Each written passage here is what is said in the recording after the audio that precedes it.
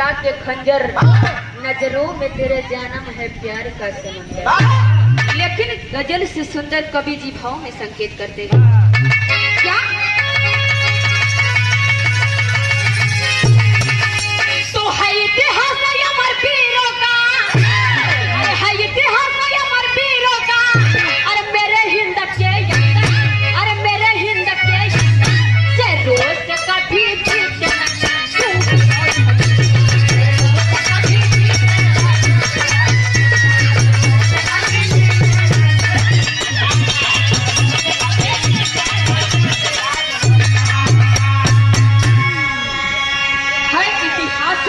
वीरों का मेरे हिंद के अंदर सिरों से कभी जीते नहीं चूहे और छछूंदर। किसी शायर ने मुझे याद करे कैसे मास्टर जौहरी में कहना पड़ा।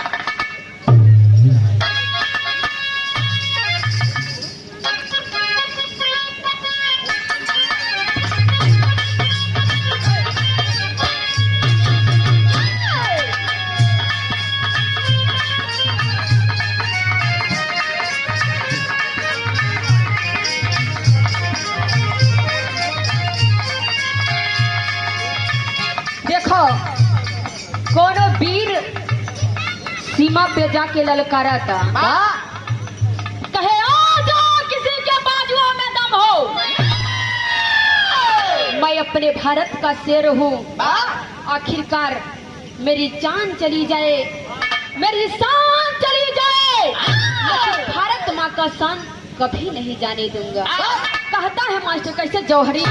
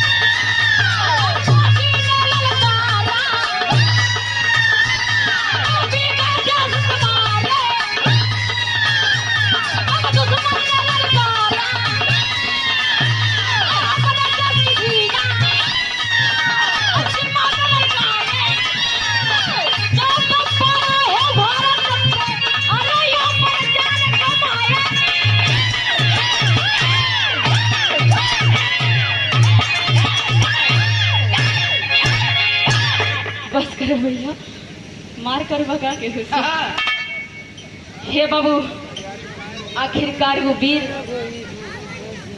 अपने जान के ना परवाह करते हुए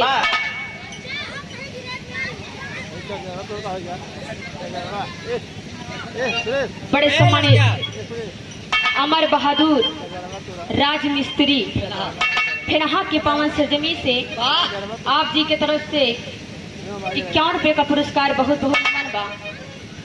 हे बाबू, देश के वीर ललकार देता है कि आ जाओ, अगर कोई अपने माँ के दूध पिया है एक एक को मार कर गिराऊंगा, चाहे 100 लोग आओ चाहे 1000 लोग आओ, अगर किसी की माँ दूध पिलाई है तो तू लोग अपन दुश्मनी कहा निभावता है। यह हिंदुस्तान पाकिस्तान की लड़ाई होता। हे बाबू, इतने बतिया के सुनते मान वो पाकिस्तान बाबूजी पूरा तहस नहस हो जाता है। सब अपने बॉर्डर पे बाबूजी लाइन से खड़े हुए थे। इस आवाज को सुनते हुए अपने कदम को बाबूजी पिछड़ा लेते हैं कि आखिरकार इस देश में कौन सा वीर आ गया है, आज शेरों की तरह दहाड़ रहा है। हे बाबू, वो अकेले वीर और इतना वीर से वो वीर तो हार गए, लेकिन अपन हिंदुस्तान के वीर जवान रहल बाबूजी कहल के चाहे हमारे जाने जाए, लेकिन हम शांत ना जाए दे। क्या कहले मास्टर, एक लाइन तरज बा।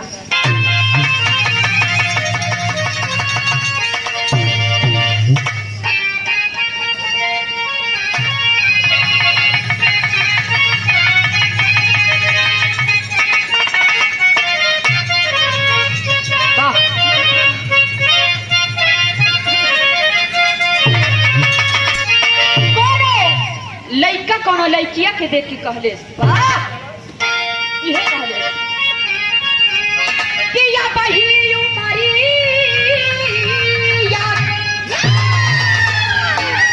या बही उमरिया के अरे छोटा गोरिया अरे छोटा गोरिया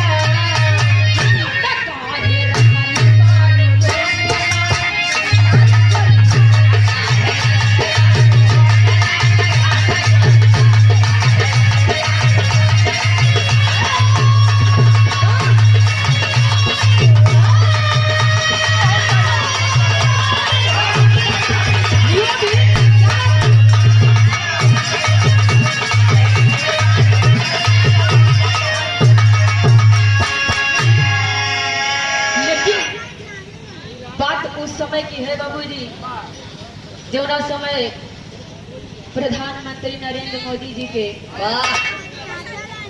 आदेश चले लगल। हे बाबू प्रधानमंत्री नरेंद्र मोदी आदेश देता है कि अगर कोई भी आतंकवादी अपने देश में घुसने ना पाए, अगर कोई भी घुसा तो उसे गोली से उड़ा दिया जाए। हे बाबू अच्छा देसी में है तो का वो लोग परदेसी में है। हे बाबू वो वीर जब सुनता है कि आखिरकार हमारे देश के जब प्रधानमंत्री भी आदेश दे दिए है तब तो हमारा के लगा तो कौन वीर न बची। अब कौन सा वीर आतंकवादी और नहीं अपने आप के बड़ा ताल ठोकत रहे गाय कौन सरवा याटे या दहाड़त बाटे इतना दूध पिए बाटे ललकारत बाई हमका मार के जाई। इतने में बाबूजी वीर बोल पड़ता है क्या राक्षसों के औलाद तुम हंस रहे हो, तुम्हें हंसना ही है तो वही ऊपर जाए के हंस हिया हंसबा ना तो बोटी बोटी काट दो। का कहले मास्टर भाव में भाव में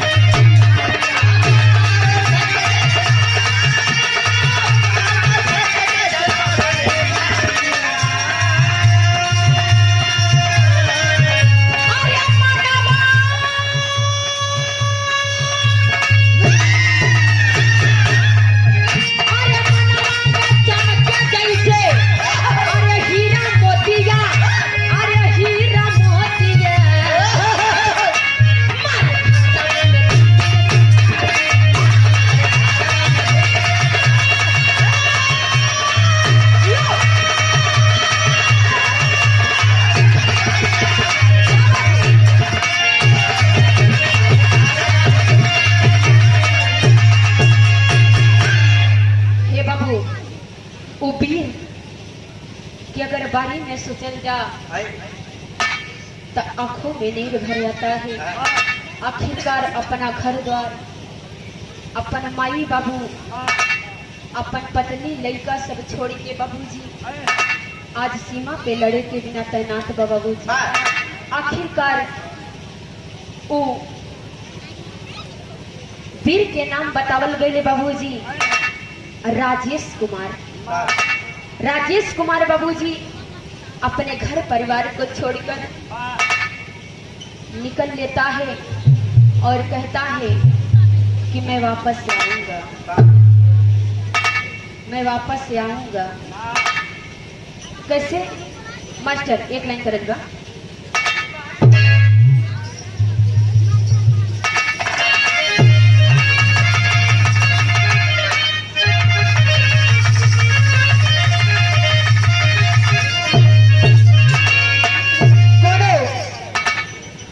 दुल्हन अपने पिया के याद करे कि सैया तहरा बड़ा याद आवता।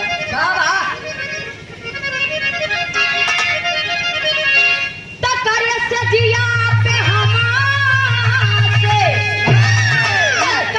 जिया पे हमसे पिया राजा जी बड़ा प्यार से बुलावेला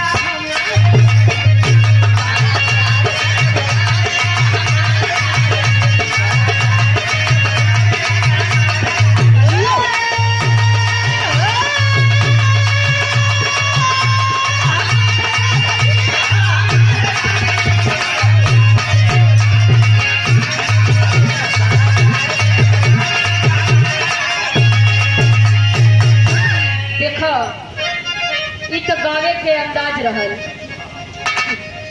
ये तो दूसरा तरीका से हम गई जैसे अपना घर गावत, लेकिन एक नौका तरीका भैया वो लगा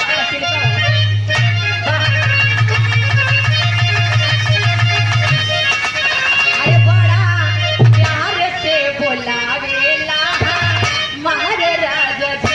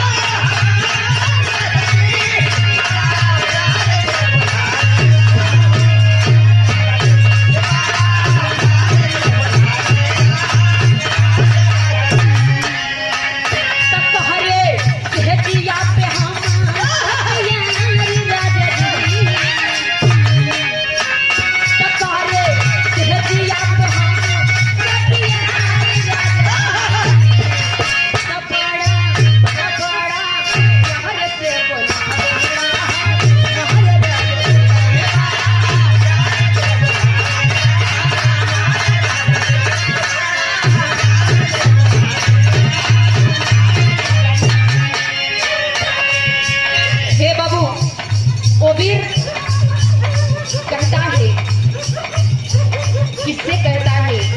उन आतंकवादियों से। भैया सीटी न दे के कहले सुबीर क्या लिखो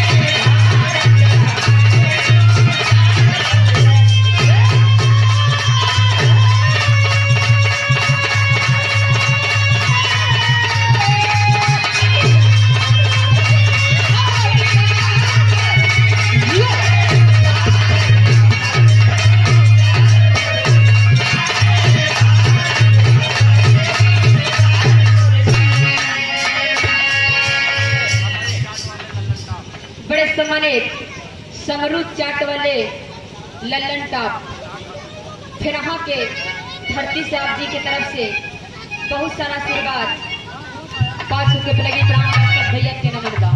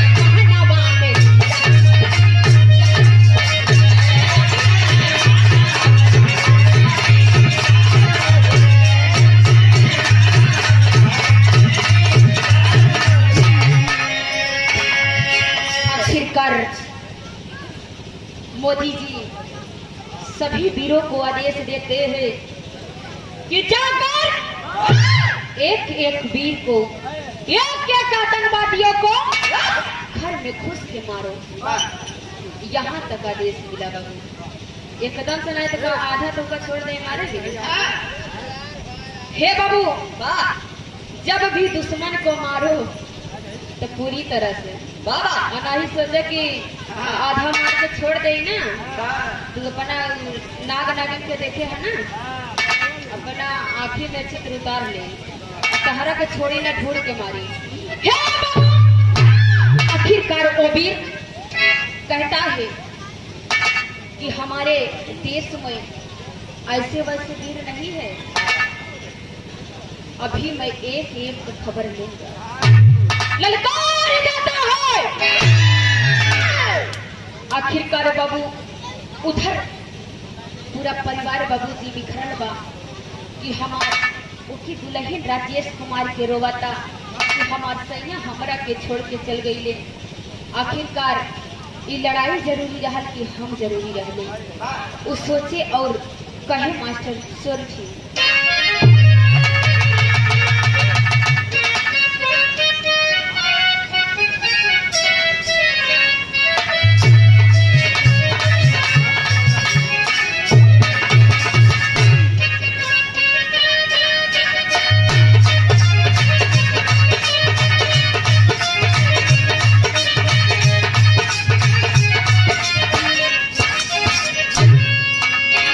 रहले राजेश हजाना उनके सहारिया उनके सहारिया एकरा के मरले बदकार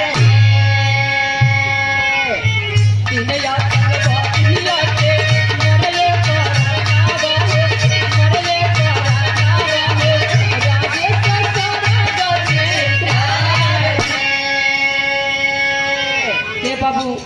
आखिरकार वो बेटा, इस हिंद का बेटा ललकारता है, दहाड़ता है और यहाँ तक मारता भी है। कहा जाता है बाबूजी कि अगर धरती पे पाप बढ़ल बा तो करा मिटावे के बिना कोनो न कोनो अवतार में प्रभु के आवे पड़ेगा। हे बाबू, वो वीर तो अपना देश के खातिर बाबूजी शहीद होता है, लेकिन साथ में बाबूजी 7 आतंकवादियों को अपने साथ में ले जाता है। अब केका ले गए बाबूजी, जे जे हंसत रह जाता कि सारा इधर लड़ाई हमसे देखा ठोकत बताल पे ताल की आ जाओ आ जाओ आ जाओ। छछुंदर कहता था काले से सारे तारा के हम बतावता नहीं कैसे मास्टर एक तेरी में कहना पड़ा।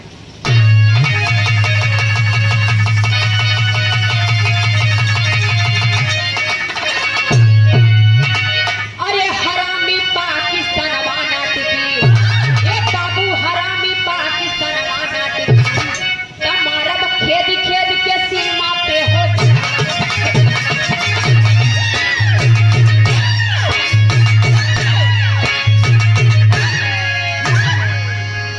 पाकिस्तानवा नाटकी मारब खेत खेत के जनमन के हो जनवा हरामी पाकिस्तान। हे बाबू खेद खेद कर बाबूजी अपने गोली से बाबूजी बारूद से उस 7 आतंकवादियों को बाबूजी मारकर और खुद राजेश कुमार शहीद हो जाता है। और उसके लिए बाबूजी जब लोग मोदी जी के पास में एक खबर जाता है, लोग सुनते हैं बाबूजी, तो यहाँ तक बाबूजी खुशी की भी बात होती है और दुख का भी बात होता है बाबूजी। उधर के लोग रोवत है कि हमार बेटा अब तक घर न आई बाबूजी। कैसे मास्टर?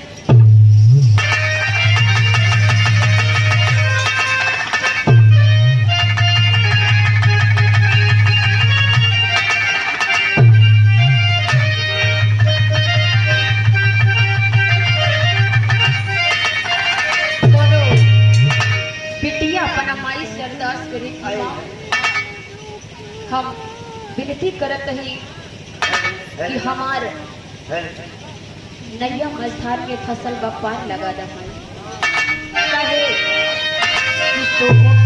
चढ़ाऊ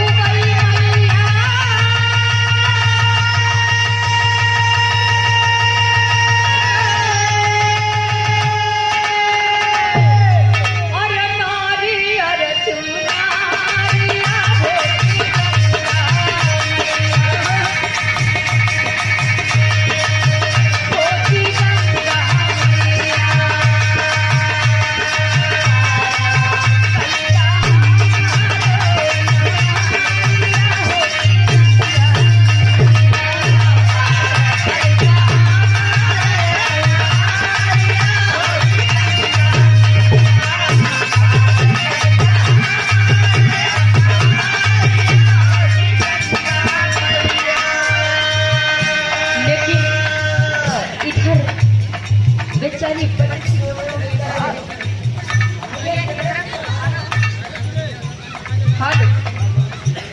कहीं मास्टर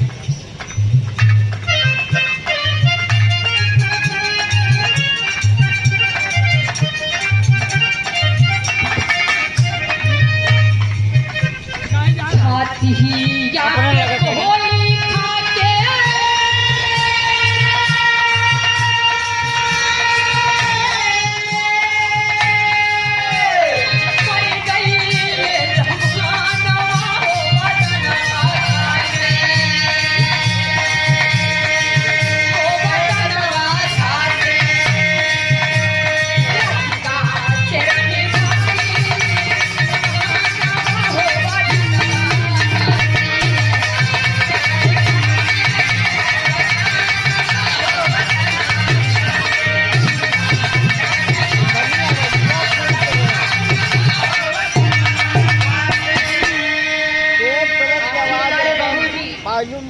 जब पीर के बाबूजी लहास तिरंगे में लिपट कर बाबूजी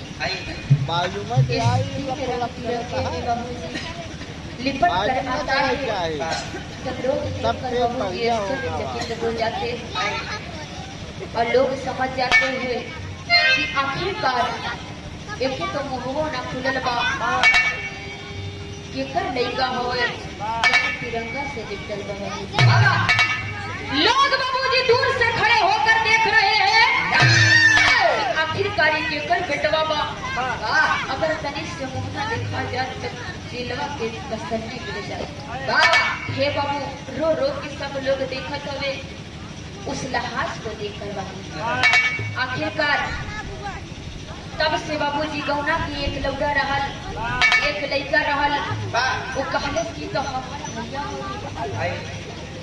हमारे भैया सीमा पे लड़ाई करे के लिए गए, हमके लागत बा हमारे भैया इस दुनिया में इस भारत माँ के लिए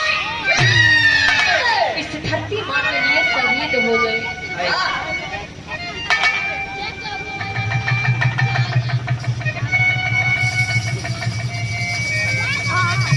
बड़े सम्मानित पप्पू सरोज गोपालपुर आप जी की तरफ से 91 का पुरस्कार पुरुषोत्तम सरोज भोपालपुर और साथ ही साथ में श्री अंश सरोज भोपालपुर के पावन सजनी से, और साथ ही साथ में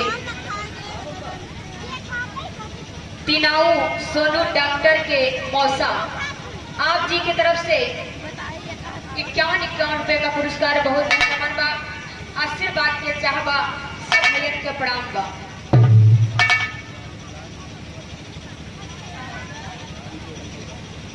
बड़े सम्मानित राहुल राज डीजे वाले फेनहा के पावन सजनी से आप भैया जी की तरफ से स्वभाव को समझते हुए 21 रुपए का बहुत बहुत बड़ा आशीर्वाद के साथ श्रोता के नमन बा।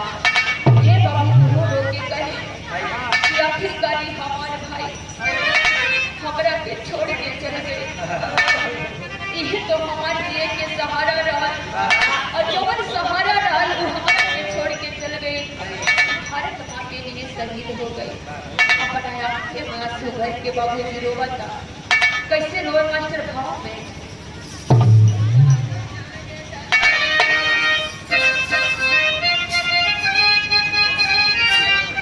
यह कहे तू चार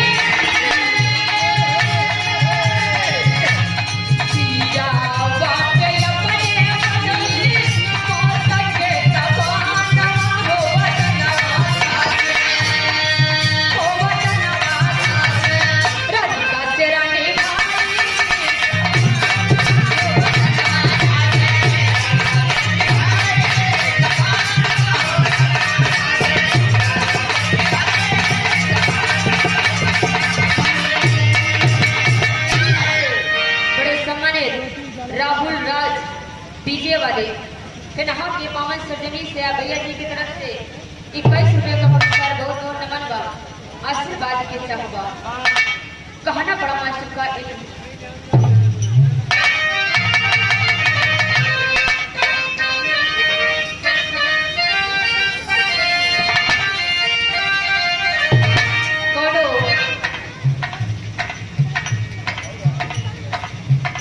लड़की रहल जाके थानेदार से शिकायत करता कि थानेदार आप रिपोर्ट क्यों नहीं लिखते। कहले बाबू जानो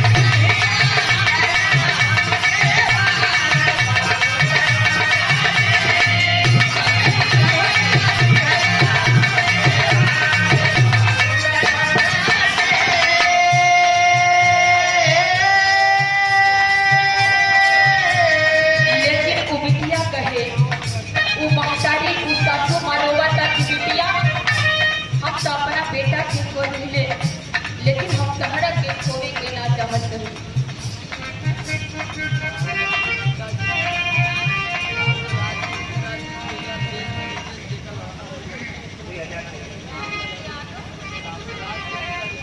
बड़े सम्मानित राहुल राज के पिताजी डीजे वाले 2023 में जरा पे लड़े के होए जाके डीजे कंपटीशन लड़ना यानी कि कुश्ती नहीं। आप भैया जी की तरफ से 4 रुपए का पुरस्कार बहुत बहुत प्रणाम बा। रोक के कहे कि बिटिया हम तो अपना बेटवा के खोज ली लेकिन हम तोहरा के ना खोज के चाहत। रोक के कहे कि राधिका बिटिया हो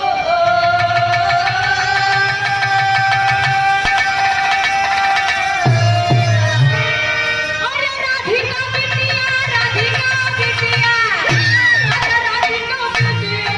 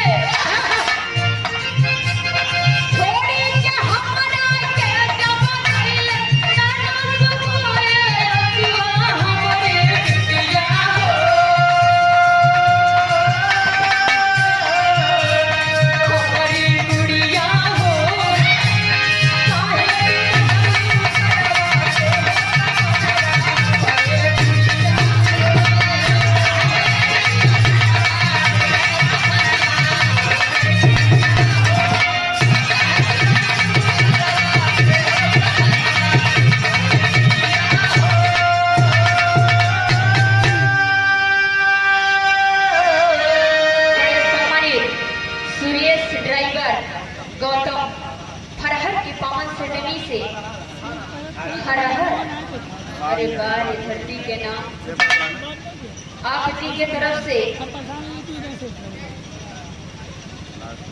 अब खरहर के मतलब जहाँ पे रोज संजय सवेरे खीर बनत हुए आप भैया जी की तरफ से 21 रुपए का पुरस्कार बहुत बहुत प्रणाम बाबा सब भैया के नमन बा। कहा ना बड़ा मास्टर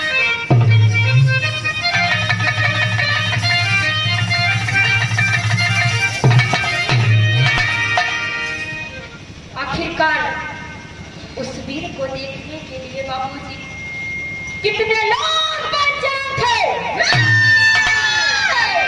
कब किस वीर का मुखड़ा खुले और हमें दर्शन करने का मौका मिले। आखिरकार अगर कौनो वीर अपना देश के खातिर अपन प्राण गवावता तो ओकरा के देख के बाबूजी गर्व से चौड़ा हो जाता है कि आखिरकार हम काहे न अपना देश के रक्षा करें। समय लहास आइल बा उ लहास के बाबूजी देख के वो बिटिया कहे कि माई लहास के अंदर करा अपने पति के वर्दी हम खुद पहनब अपना पति के जगह पे हम जाके लड़े। हे बाबू वो बिटिया अपना ये दुल्हन वाला रिवाज छोड़ के बाबूजी ये देश के साथ ऊंचा करे के बिना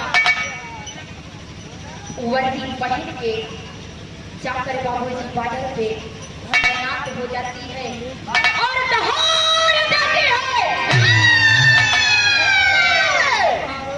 कि राजसो मेरे पति को मारे हो तो मैं अपने पति के लिए नहीं इस देश के वीर के लिए आई हूँ। आखिरकार बाबू जाके वहां पर अब राजेश कुमार तो कम दहाड़ा था लेकिन राधिका बाबूजी ओकरा सीना में जवन आग चलत रहे बाबूजी, अगर ऐसा कह पीर के सीना में चली ओकर का हाल हो। ओ राधिका कहती है कि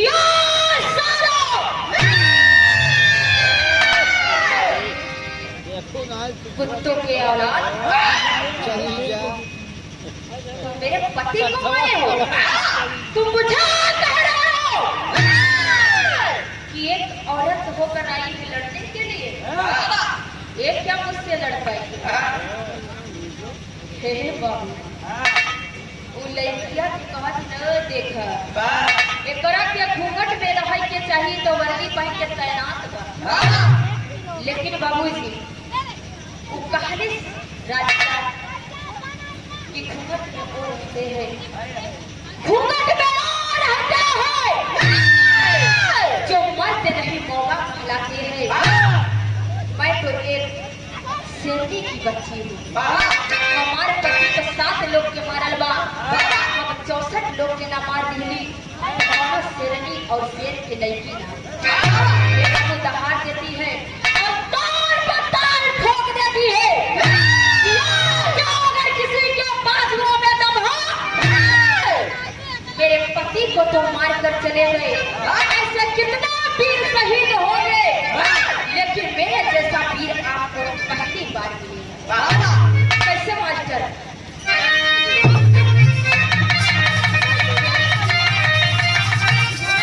यह तरह बा जौना समय राधिका टिकरल बा कि पिया पारा दे सगैले, राजा पारा दे सगैले,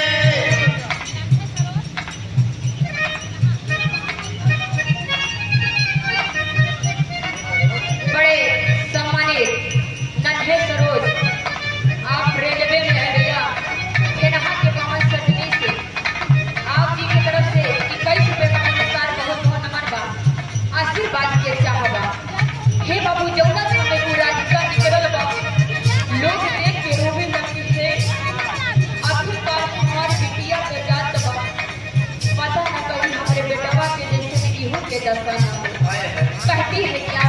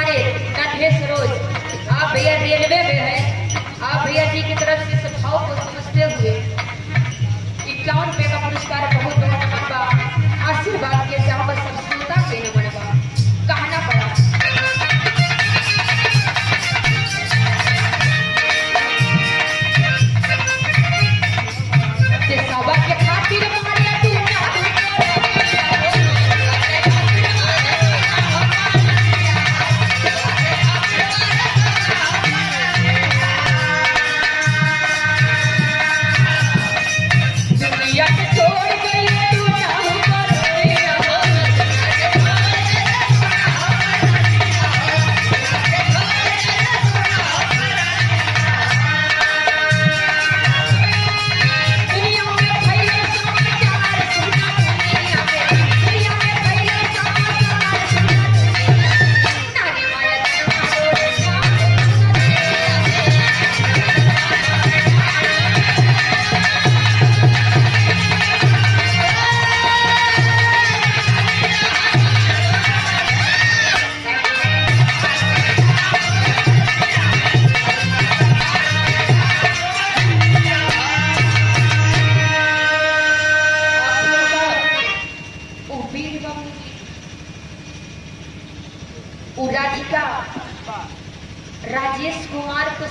लोग को मारत, लेकिन राधिका जितना हंसत रहे उनके अगल बगल रहे इनका घूमट में रहे उन लोगों को बाबूजी अपना गोली से अपना बारूद से बाबूजी 56 लोगों को मारती है और मार कर बाबूजी अपना देश के नाम रोशन करती है। कैसे मास्टर आल्हा का कहना पड़ा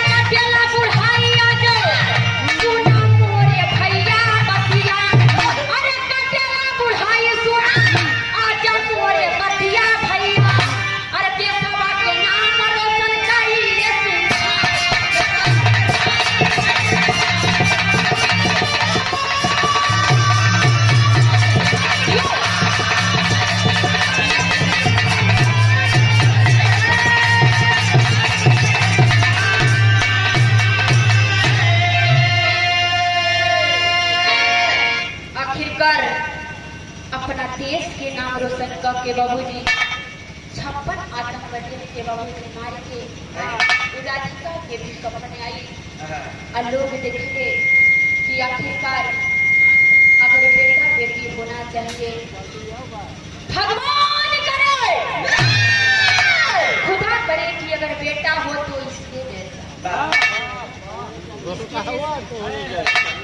इसके बहुत बढ़िया ढोल बाजत बा समल किहू में जोर लागत बिना करे समल 20 बिरह के हूं न गाय पाई बेटा होना चाहिए एक ऐसा बेटा होना चाहिए जो अपना देश के नाम रोशन करे टकला ना रहे बेचारा। देखो भैया बड़ा प्यार से नाम रखे हैं तमहकासुर हे बाबा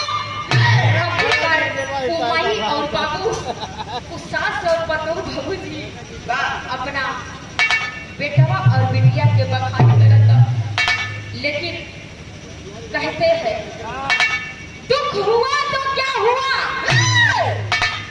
लेकिन हमारा देश तो आजाद हो गया। आखिरकार बेटा होना चाहिए पुत्र होना चाहिए तो इसके जैसा होना चाहिए उस वीर को जैसा होना चाहिए। वो बिटिया बेटवा से ज्यादा बिटिया के मान होता का है बेटवा हमारे 7 लोग के मरते बिटिया 56 लोग के बाबू मार के कि सारा लोक लाज को त्याग कर अपने माँ बाप को छोड़कर हिंदुस्तान में लड़ाई करने के लिए बाबूजी पाकिस्तान से लड़ने के लिए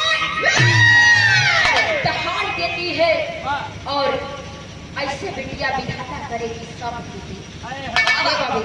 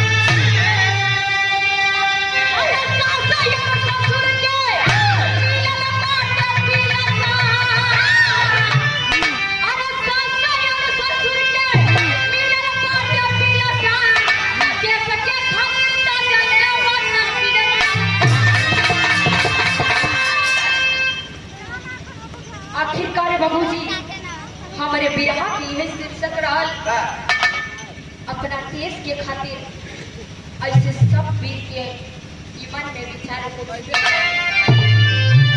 हमारा देश के ऊपर कभी भी कोई आँच ना आने पाए। कहना पड़ा